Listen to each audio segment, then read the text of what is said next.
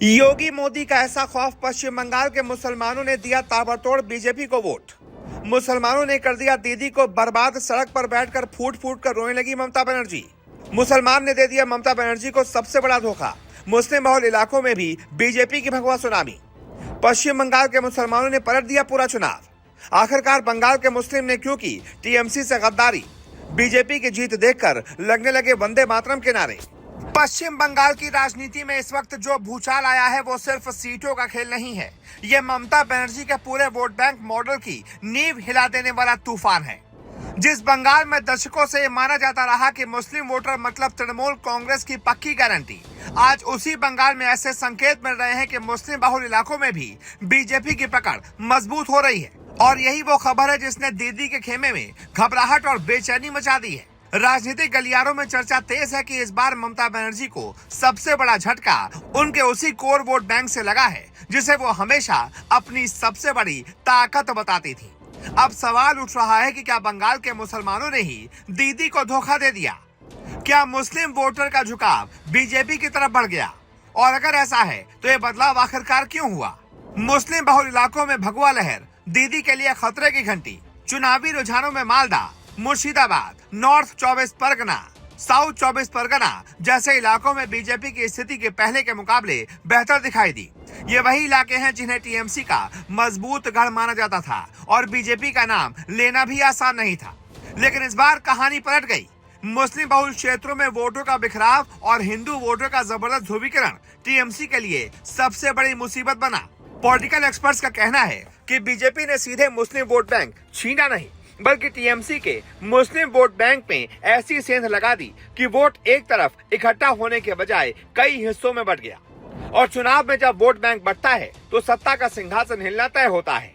बाबरी मस्जिद बयान और बड़ा पोलराइजेशन। चुनाव से पहले बाबरी मस्जिद को लेकर उठे बयान ने बंगाल में माहौल को पूरी तरह से बदल दिया था। टीएमसी ने सोचा था कि इससे मुस्लिम वोट बैंक उनकी तरफ और मजबूत होगा, लेकिन असल में इस मुद्दे ने हिंदू वोटर को और ज्यादा एकजुट कर दिया।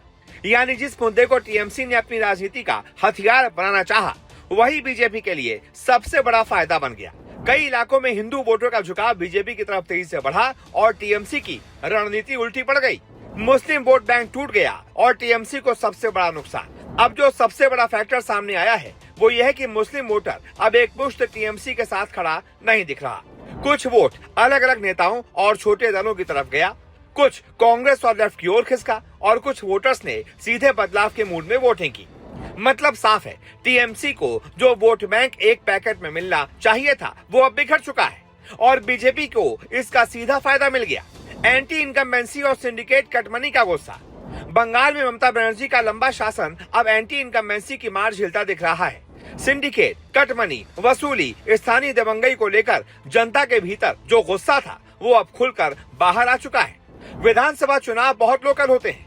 यहाँ लोग टीवी बहस नहीं देखते, लोग अपने मोहल्ले की सच्चाई देखते हैं। और अब जनता को लगता है कि सत्ता के लोग ही दबंग बन चुके हैं, तब वोटर बदलाव की तरफ झुकने लगता है। योगी मोदी का खौफ, बंगाल में बीजेपी का बड़ा संदेश।